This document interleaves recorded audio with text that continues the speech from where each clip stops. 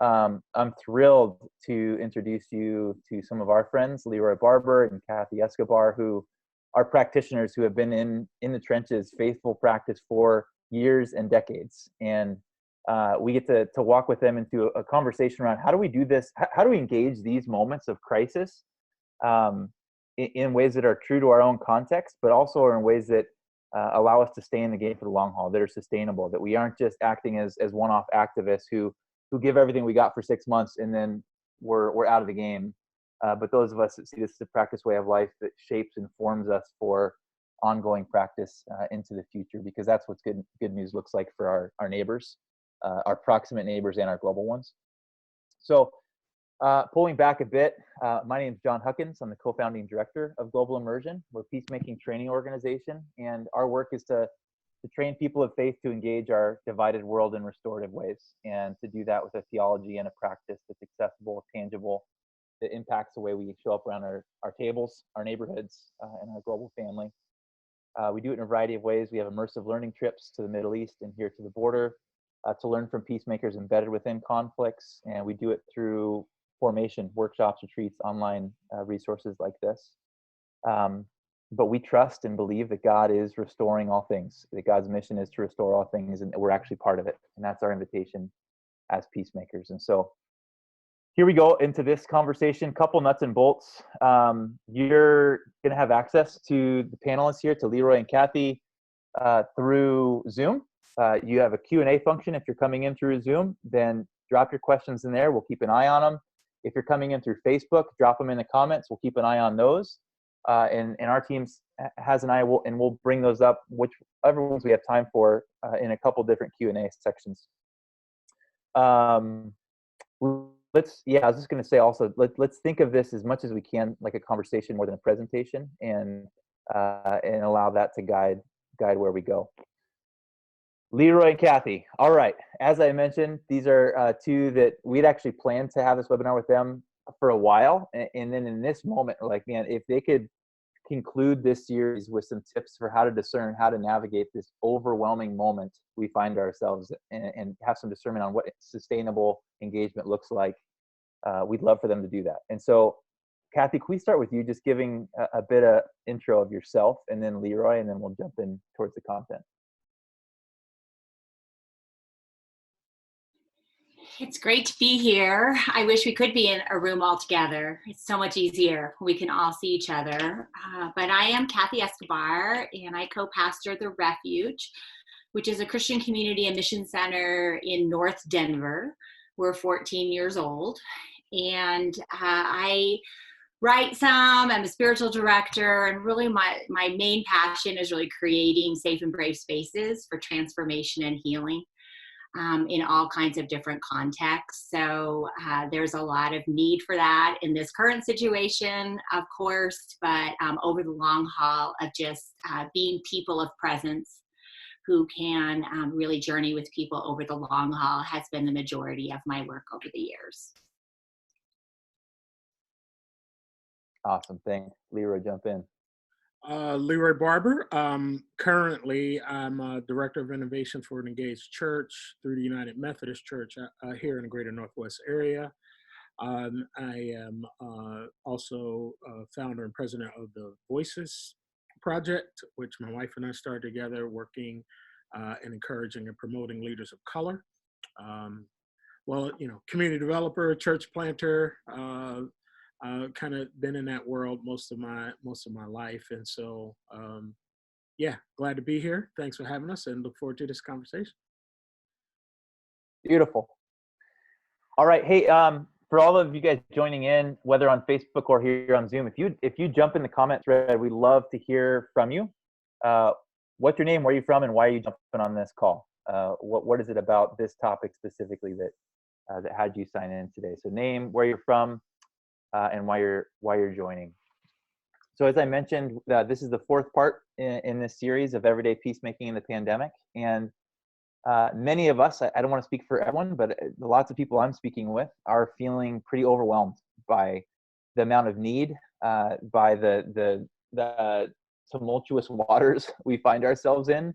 And when we feel overwhelmed, many of us that leads to a paralysis, that we get frozen. We don't know where to start. And we throw our hands up in the air and we disengage and we isolate. Others of us are taking on so much to show up in ways that we are hoping is constructive, that we're on the edge of breakdown and collapse.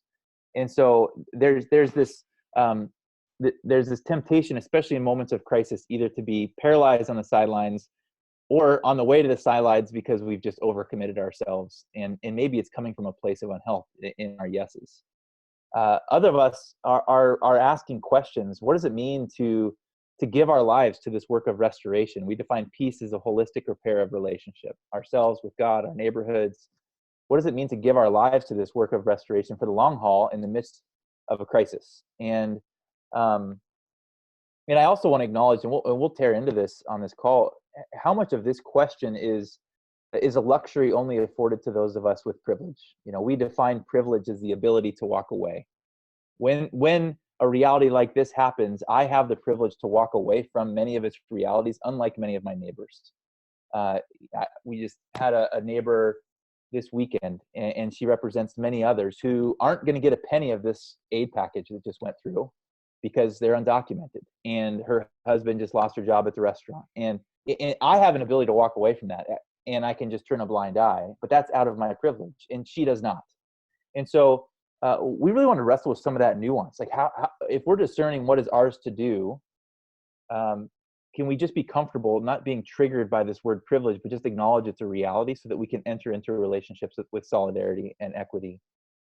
And at the same time, understand that our connection in this moment, our interdependence is critical. Like my flourishing is connected to my neighbors and vice versa.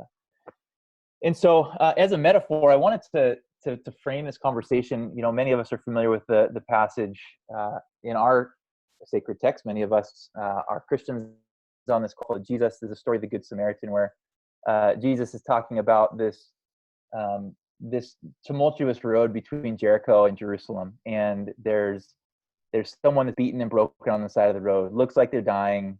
The religious folks pass them by. Again, this is like Christianity 101 for many of us, and it's a Samaritan. It's the half-breed, the one who could compromise ritual purity, who goes and actually tends to the wounds of the broken, beaten man on the side of the road. And I imagine in that moment, it probably was less like hey, I need to take some time and discern if I go help this guy, and more of, hey, there's someone dying, and that if I actually care about our human flourishing, I'm going towards it.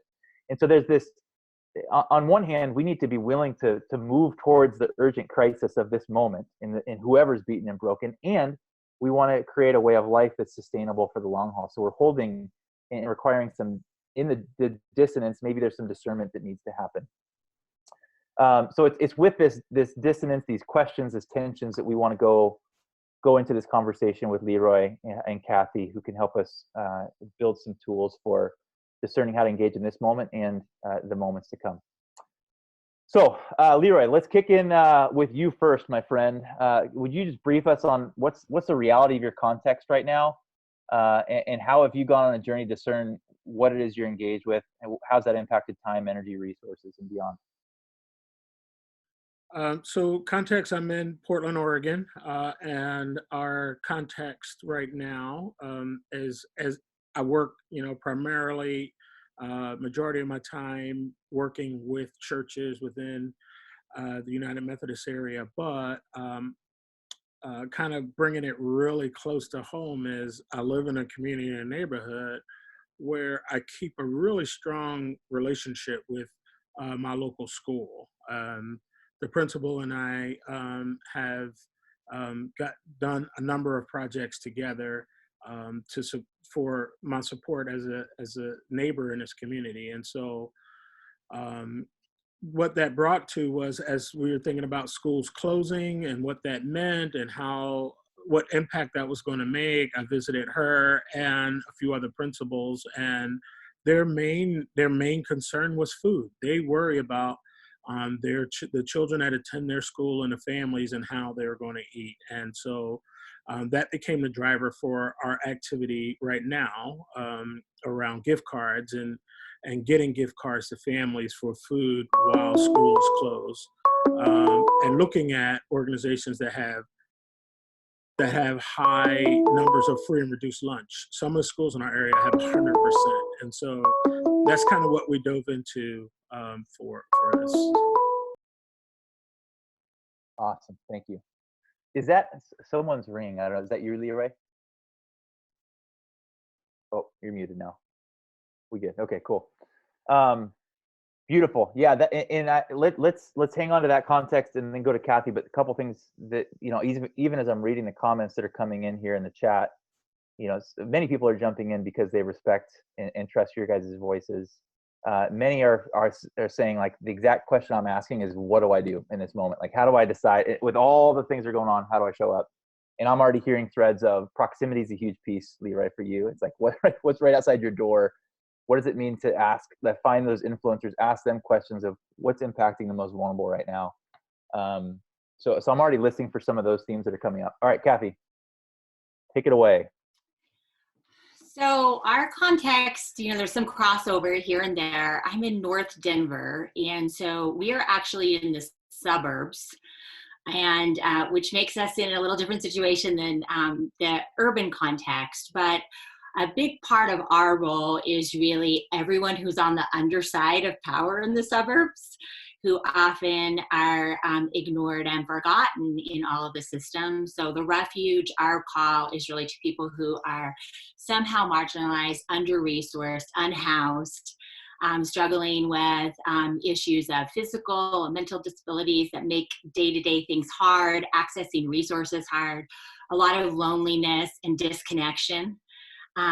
Definitely issues of poverty and not being able to, make it really next week, let alone, long term on an issue like this. And we're also, another big piece of my context is that we are involved in a lot of partnerships at the local level. So government and nonprofits and faith communities working together to serve vulnerable people in the community. So that piece has been in place for a long time. And now this is where it all comes to the surface. Like, are we really gonna put it together, all the work that we've been doing for a long time? Because now we really have to, in a new way, because every sector is so affected. And then another piece of our context is the multi-faith conversation, just partnering. We're coming from a Christian context, but we partner with across all faiths. And how do we work together? A lot on legislative issues, a lot on meeting needs and relationship. And now this is a whole other level of collaboration. So a lot of the calls right now and a lot of the things are, how can we work together and not be in our individual little things trying to pull it off? And it's hard. We're brand new. I mean, we're babies in all this, and everyone on the call is feeling this. I know I'm feeling it. I went to bed last night just exhausted, really, because of some really hard conversations about how easy it is to just say, go to this link and look at those resources and grab them. I mean, that's a huge stretch for literally everybody that's in our network to actually access a resource. And then for people to remember, like you mentioned, John, that there's a lot of people that can't, they do not qualify for the resources.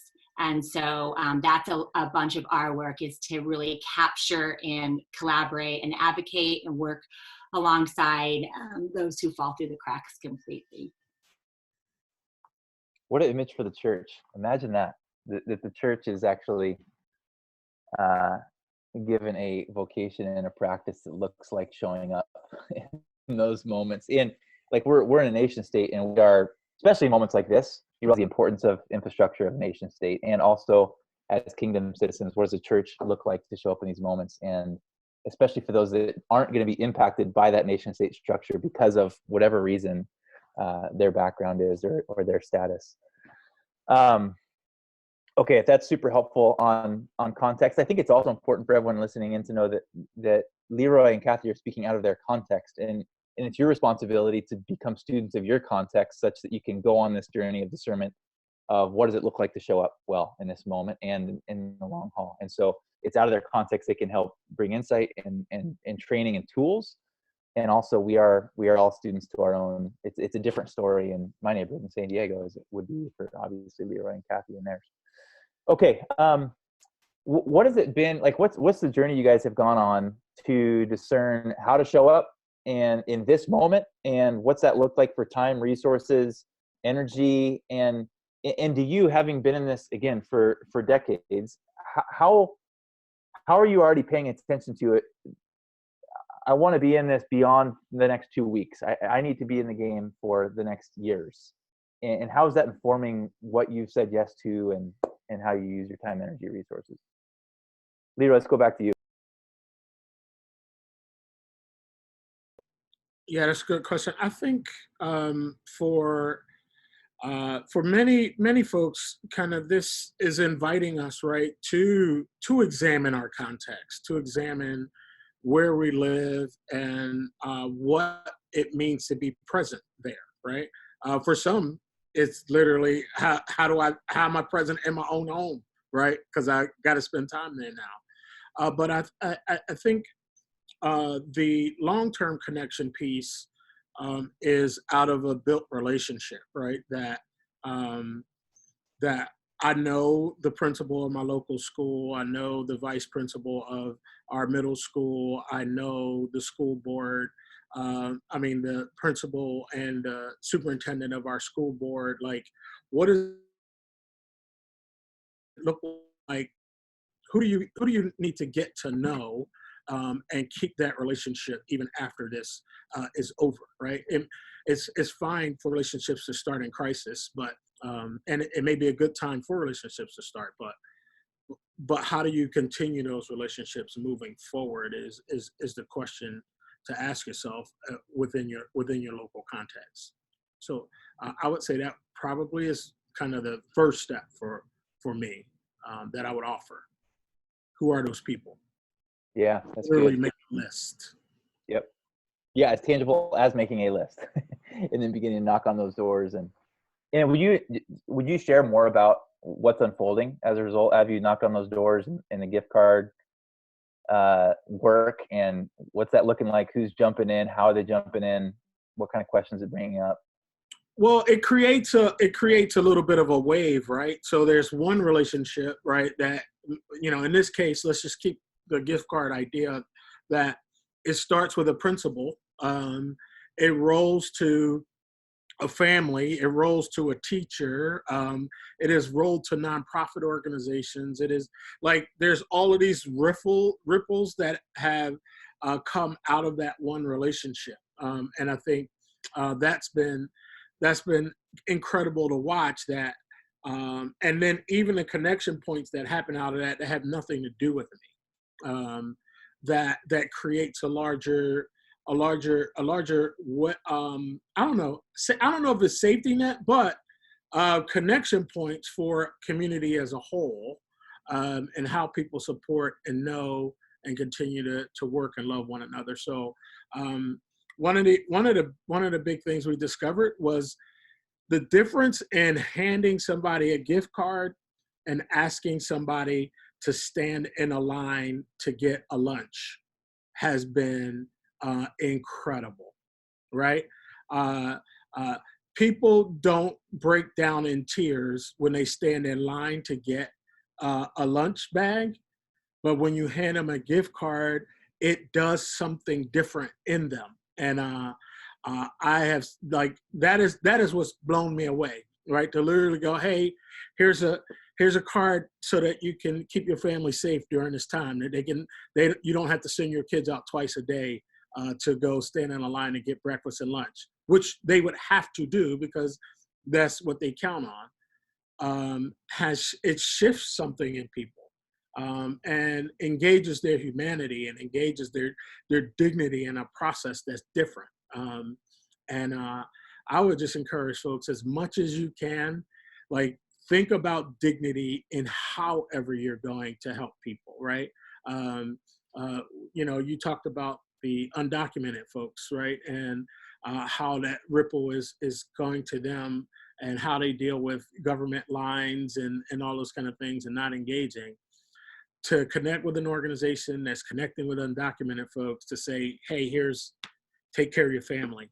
My gosh, like, it has been incredible to watch. So, yeah. So good. How much do you think And yeah, I'd be curious to get your reflections on the difference between standing in line for food versus giving someone a gift card. It seems like largely that's about, some of it's just infrastructure realities, but some of that is about people like us releasing control, right? Like I Yes. think oftentimes those of us have this charity mentality, which is still a bit hierarchical, like us handing down to the person that needs it, rather than this. My friend Samuel Perez, our Mexican colleague, would say, "We don't need your charity, we need your solidarity. Like we need you arm in arm. Yeah, We don't absolutely. need you giving us handouts and VBSs and building houses. Like let's do work together." And it Right. sounds like you're flattening, like you're moving from charity to solidarity of sorts. And I'd love to hear you interact with, like, what is that? What are you observing, and what are you seeing, and what does that teach us about ourselves? Well, I think we've learned. So for a person like me who grew up in church, right, I learned that a part of me being a person of faith in the world is to kind of be involved in missions, right? And that involvement, so much of it has to do with me being the hero, right? And as much as and the more I feel like I'm the hero, the better like my missions has gone, right? Um, this breaks down a little bit of that, right? It says, "Oh, I'm not the hero. I like your metaphor. I'm just walking on the road and paying attention, right? And I pay attention to the person that's hurt on the road, and and I don't strip their dignity away. I actually engage their humanity. Like that is a very different process. And for me, I think that a church kid is a big lesson that I had to learn over time. So That's good. And as I'm thinking about this again, for those of us listening to this ear of what's mine to do right now, that's one of the markers in my mind, is to say, am I saying yes to this out of my own need for self-importance, or my hero complex, or my ego, or to have a robust newsletter or a active social media feed? Or am I doing this because this is actually an opportunity to walk with in equitable relationships of solidarity with the most vulnerable? Right yeah, on my, it's a completely different economy of discernment in my mind, that I think is something we need to consider and check in ourselves as we enter into this stuff. All right, Kathy, let's go over to you. You gave some context about your space, like and what you're navigating right now. But invite us into what it's been like to use discernment, time, resource, energy. How's that playing itself out right now for you among your community? Well, it's always interesting in these conversations because there's so many common threads. And a huge piece for our community has just always been people over programs, for reals, not just saying that, but really. And to always, all roads lead to power. So really looking at the power structures that exist that are definitely tilted against people who are on the underside of it. And this is magnified, of course, right now. And the philosophy really came from Center for Transforming Mission years ago at the beginning of the Refuge, which is now we're almost 14 years old. So we have our birthday on Palm Sunday. We're going to be celebrating online. It's such a weird feeling because we're the most low-tech community ever. And now we've had to transition so many folks to this. But I want to acknowledge this. This is a great example because so many of us have pandemic privilege and can be online right now.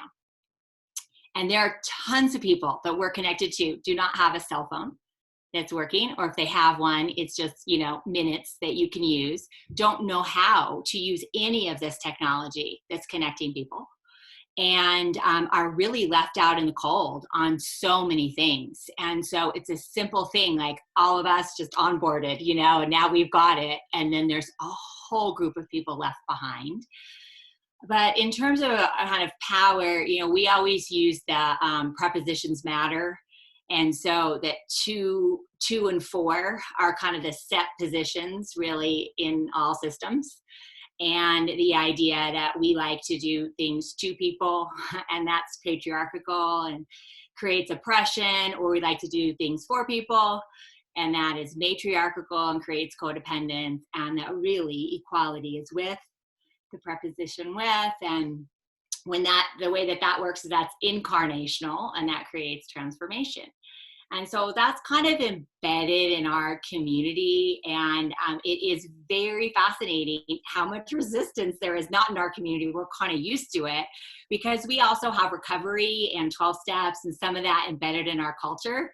And so that's a huge philosophy, is you have an equal table, you have, across all of the divides, we're all humans, struggling with the same things, and some issues of power are broken down in pain.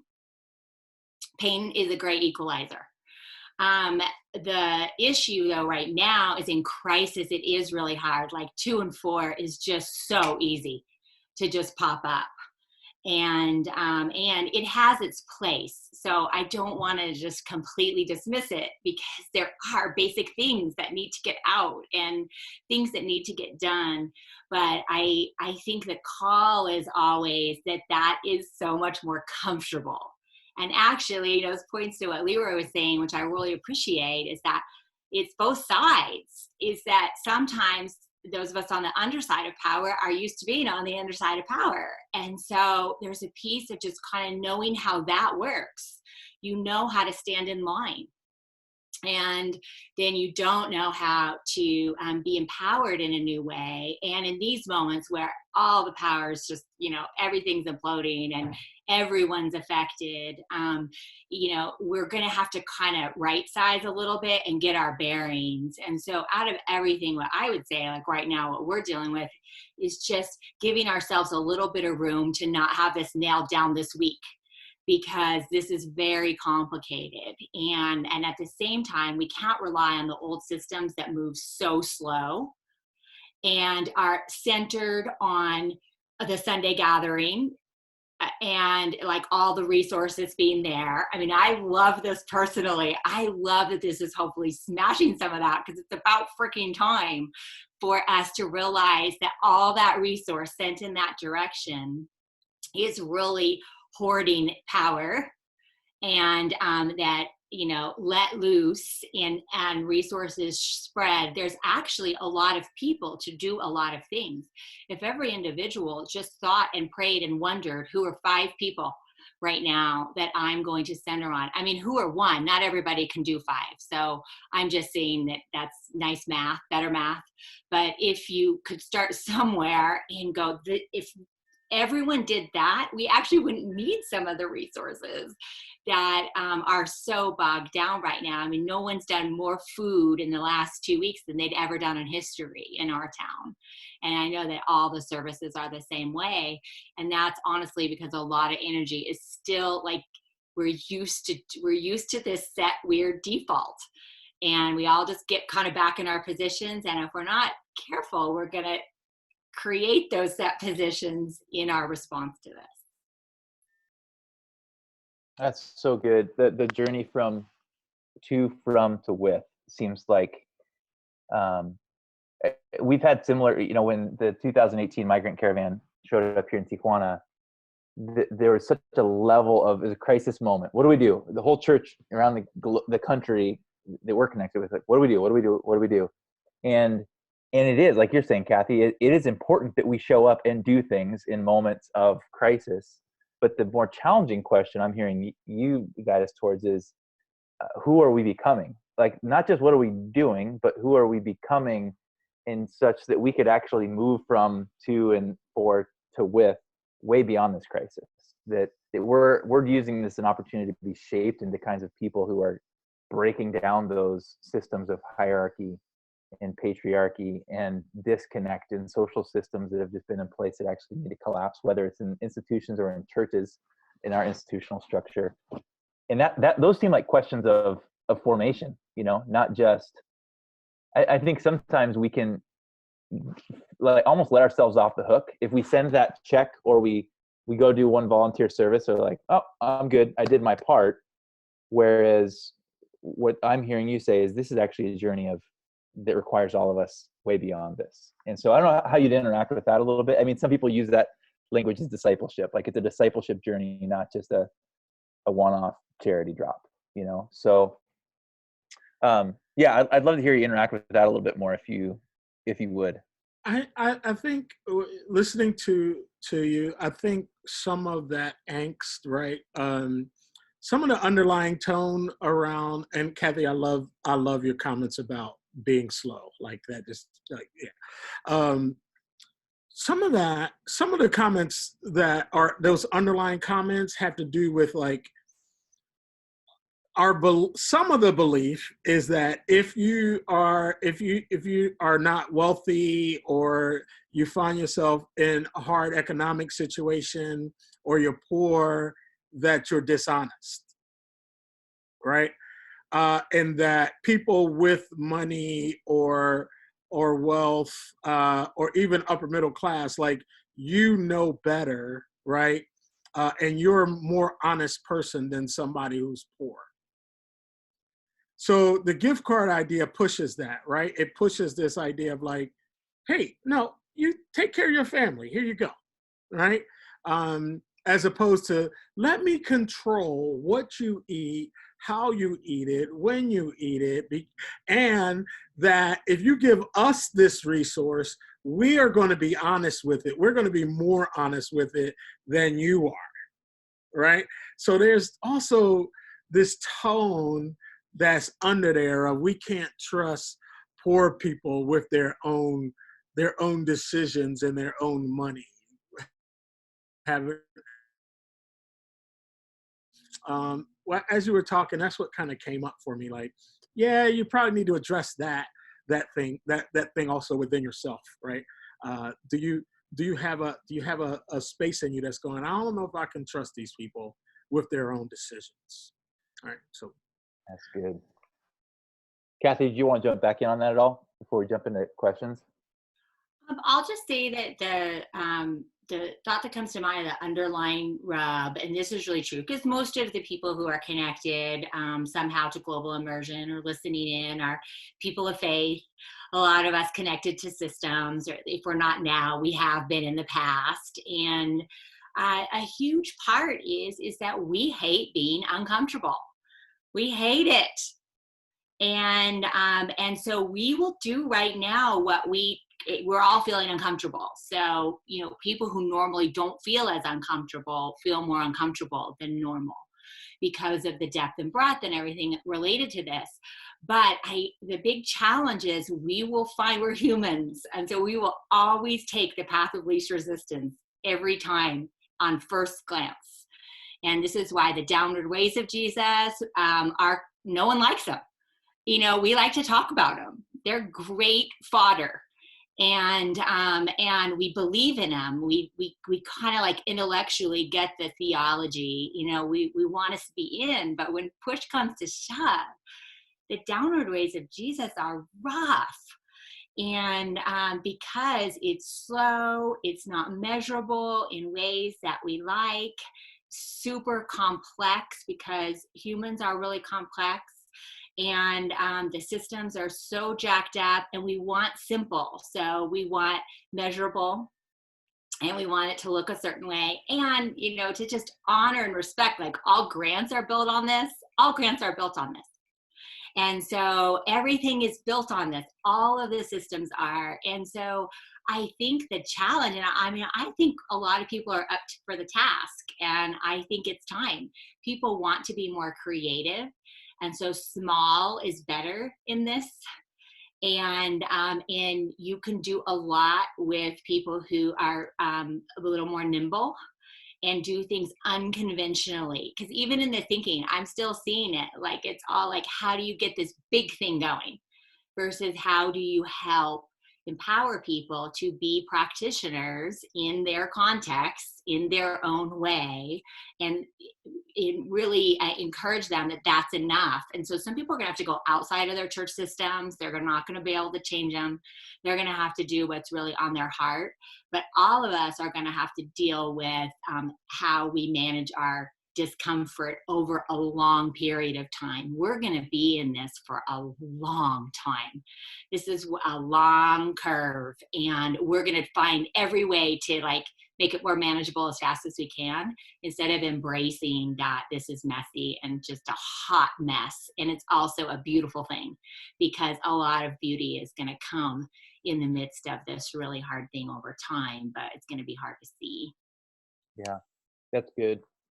I think too, that's so important is in the midst of the mess to share those little glimpses, those mustard seeds of restoration that are sprouting up, because no doubt there are, and we all have heard beautiful things that have come up, and it's not to dismiss the crisis or the significance of this moment, but also to acknowledge that there is beauty when we live into this call, this vocation.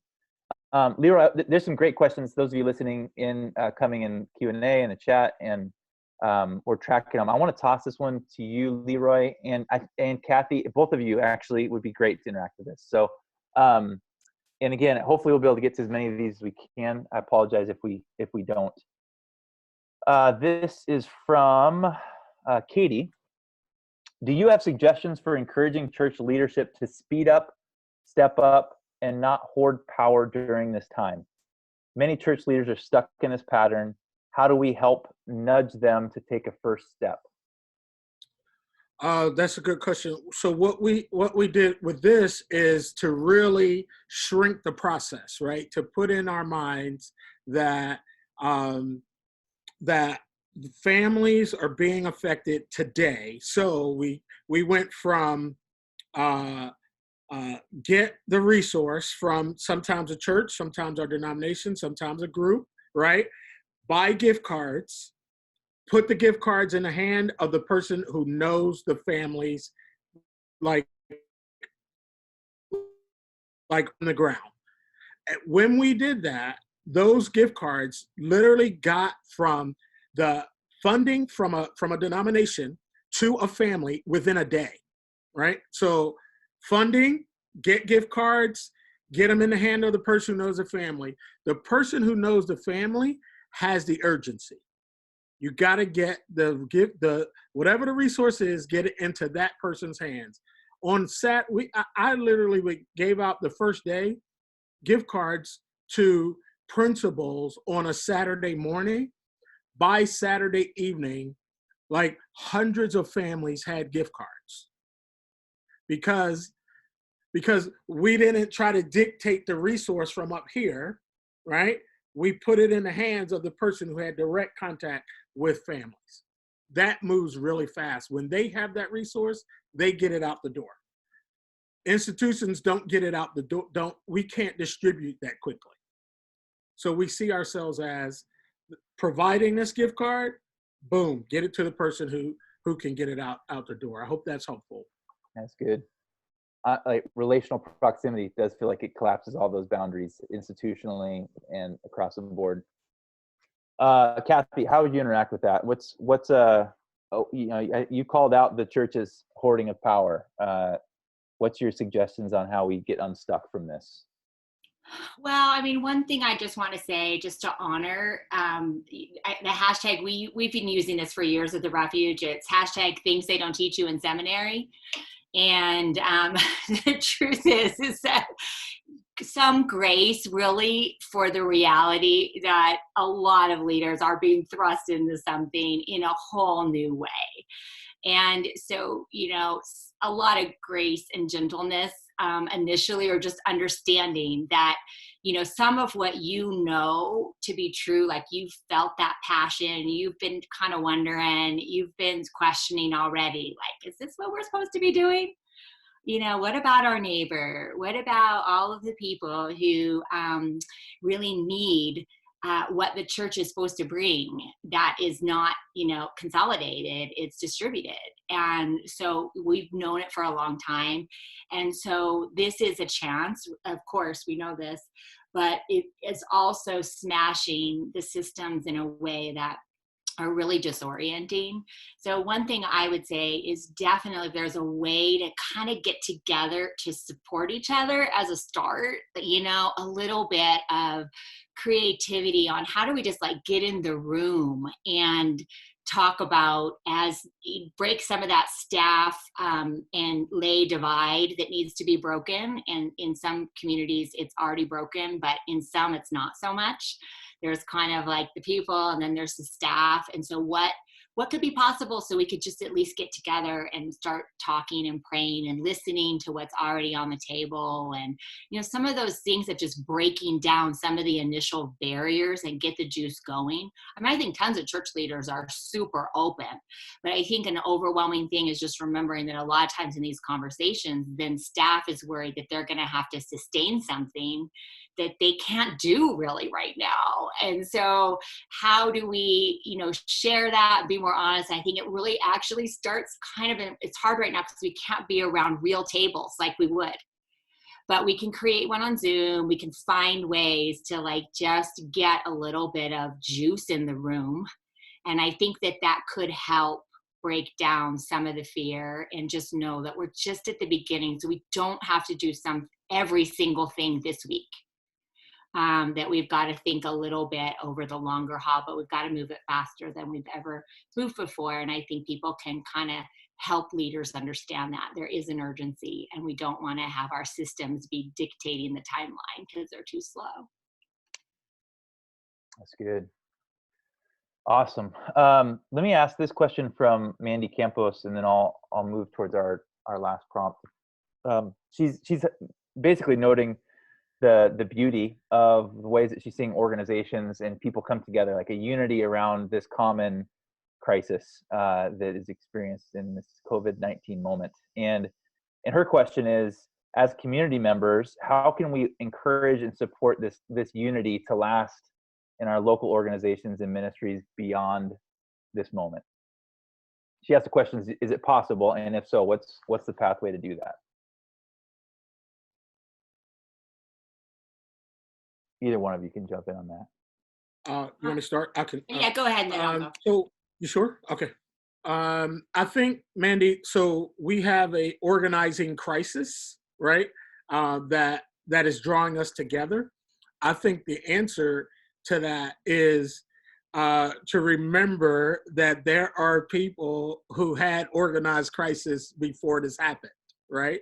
We just weren't paying attention to those people, right? So a school with 100% free and reduced lunch, there's already an organized crisis. We just aren't paying attention to it. So let's turn our gaze to where crisis is happening every day and let that be our organizing space, right? Let that be the place. We have houselessness, we have healthcare things, we have food, right? We have education. Like, this isn't the first crisis for a lot of families, right? Undocumented folks, they're already in these crises. So let's organize around those things, and hopefully that'll bring some unity. I think the other part I just piggyback too is that there are tons of networks and collaborations and multi-faith conversations and roundtables and things that have existed for long before this who have been working. And frankly, a lot of churches aren't at those tables because they're so focused on their individual work, which is hard. And so the silo thing is obviously has been a problem forever. And so in some ways, it's like one of the ways we could foster ongoing unity is just join in on what's already been happening. And people have said, how come they're not here? We need them. And so it's kind of over the long haul, I think, really joining in. I think on this one, the beautiful part of the story is that this is going to take all of us across all of our differences. And each of us brings something unique to the table. And so I think that really communities, organizations, whatever the structure is, can go, this is the part that we want to play. We don't have to play all the parts. We want to play this part because this is what we're good at. And then really learning how to submit and honor that other people are better at other things. And that's super hard when we all try and, it kind of all roads lead to power and we try and do it all. And I think that over the long thing, and I hope what stems out of this is going, here's our little part to play. And actually we're going to feel weird about it. We're going to want to do more, but we're going to do this part and trust the relationships that we're building with some other organizations that know what they're doing.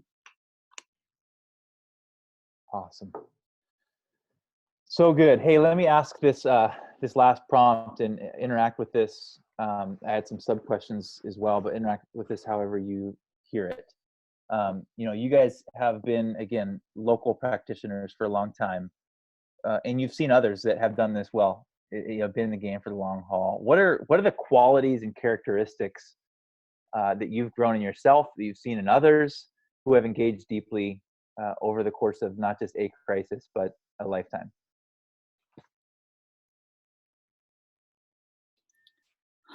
I think a couple come to mind. I mean, one is just a humility and a humanity, embracing our humanity and breaking out of gotta get it done, gotta do it right, gotta make it big. So this simple, vulnerable, humble folks who are willing to stay in the long haul, not because other people need them, but because we need each other.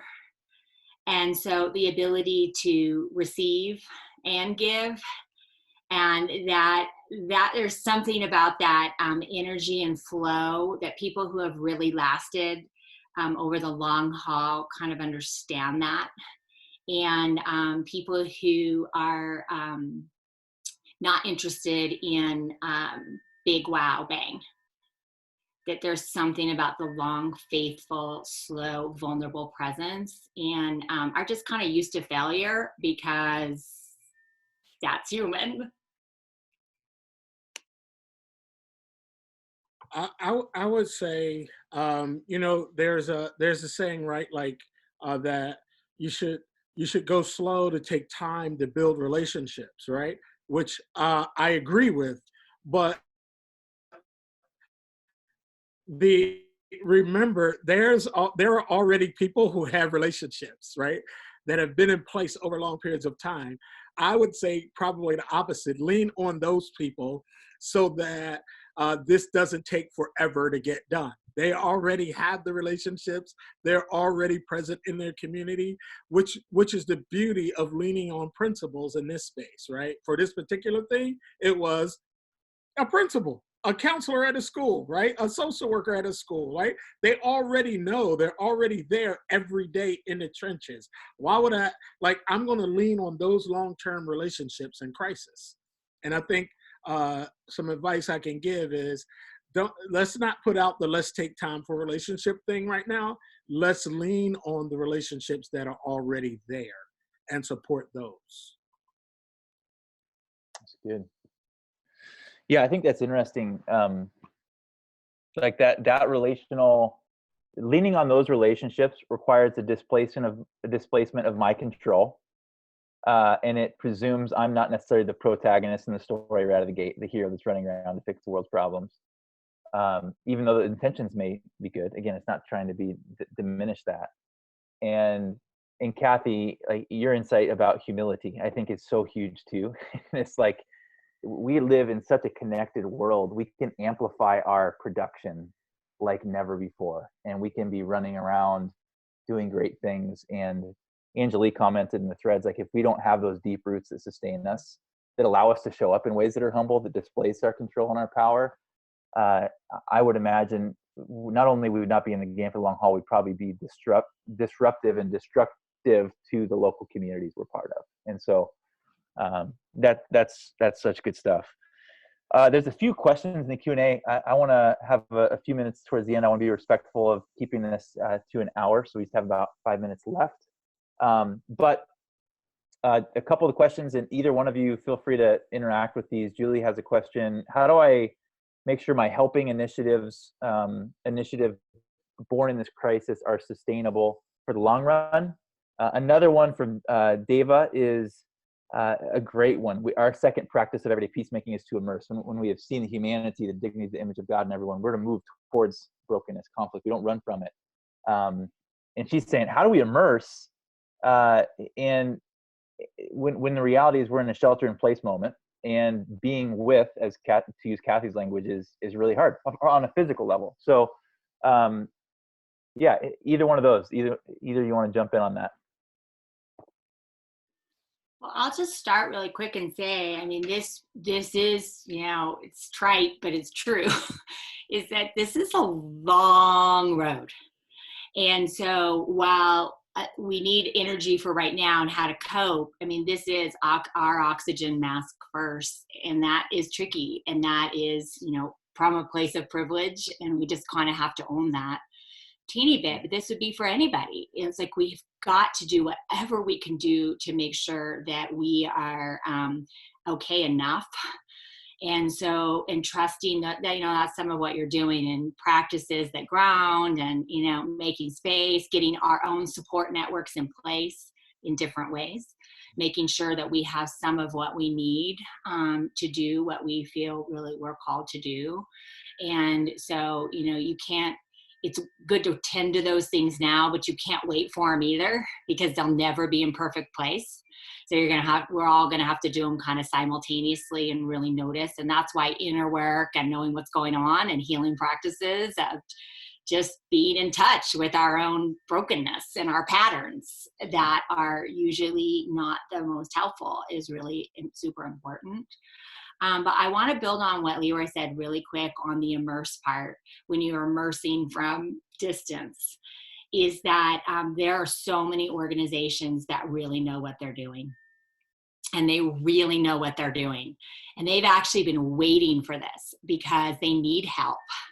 And so a little piece is, kind of looking at our own story, what are issues that we really care about, not just in our neighborhood. We know right now everyone in refugee camps is more at risk than ever before. They were already at risk. And so what are ways that we can kind of listen and discern and take a little time to go, I'm going to focus some of my energy in my area where I have the fire's already lit, and listen, what is the next step? And it usually always starts with, what do you need? Not what I think you need, or not what I want you to need to make me feel better, but actually, what do you need? And then it's humility and really willing to change what we thought was a great idea to submit to people on the ground who really know what the better idea already is. I think quickly for me is you can immerse, or practice I've done since starting this isolation is going on a walk, right?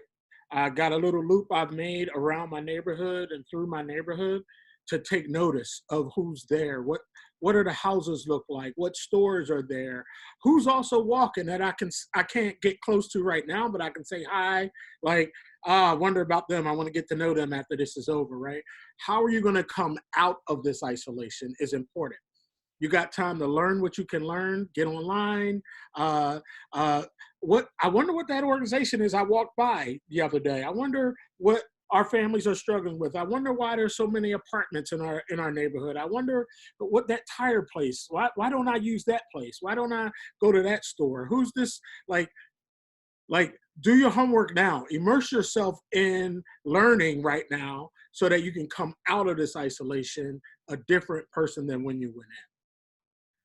That's good. That one of the questions that came in was, these relationships that you're inviting us to lean on, Leroy, how do we lean on them if we're nowhere near them?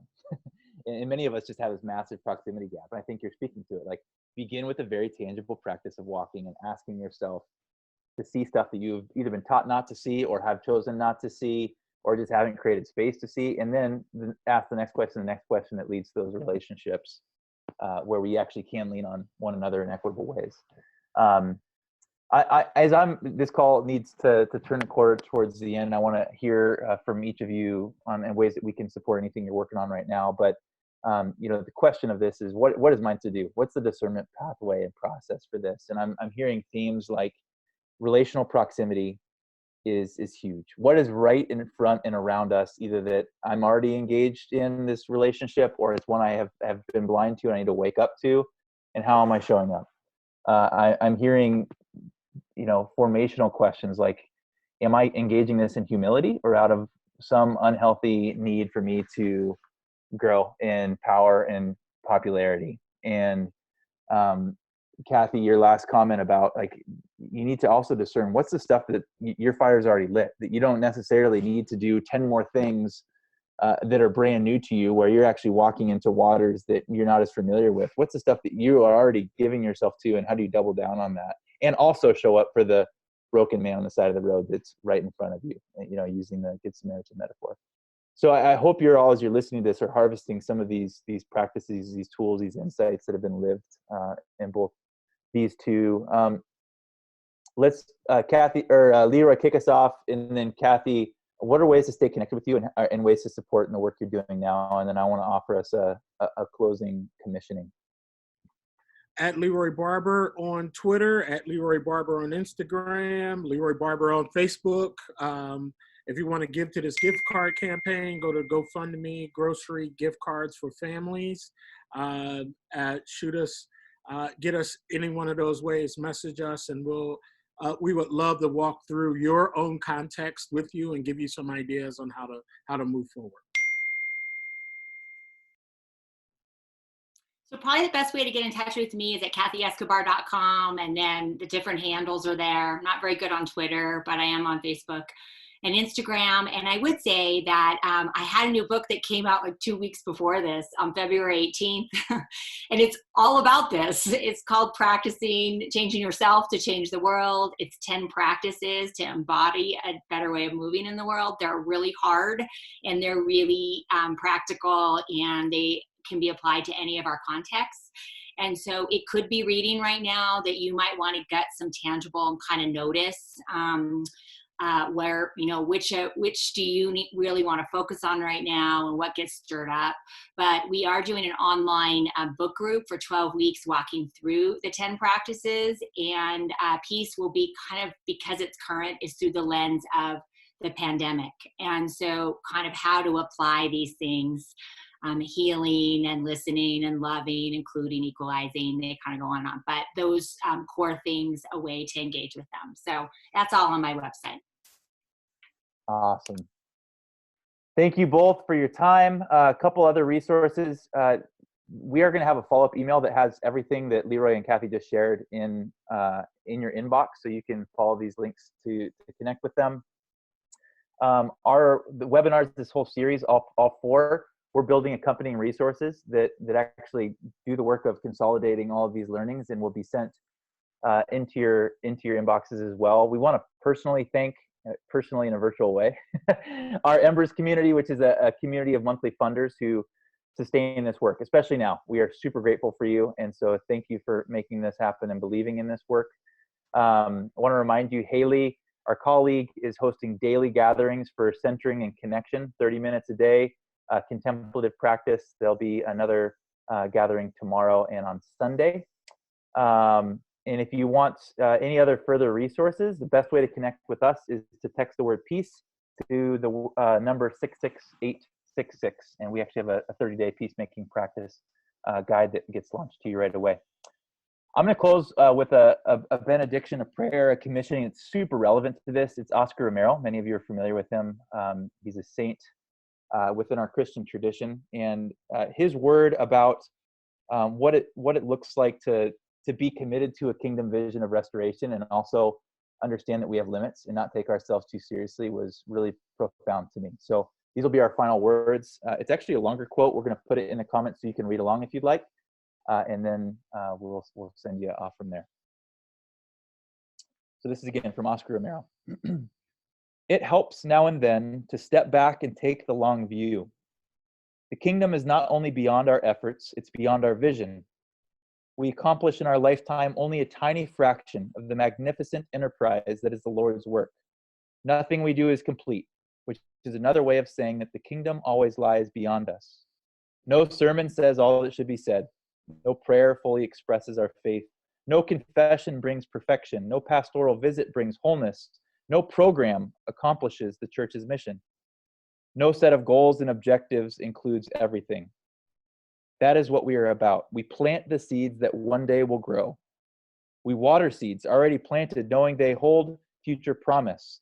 We lay foundations that will need further development. We provide yeast that affects far beyond our capabilities. We cannot do everything, and there is a sense of liberation in realizing that. This enables us to do something, and to do it very, very well. It may be incomplete, but it's a beginning. a step along the way, an opportunity for the Lord's grace to enter and do the rest.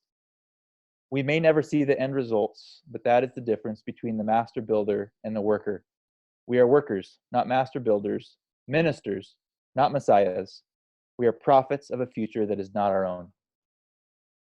With that, go in peace. Much love, everybody. Thanks for jumping in.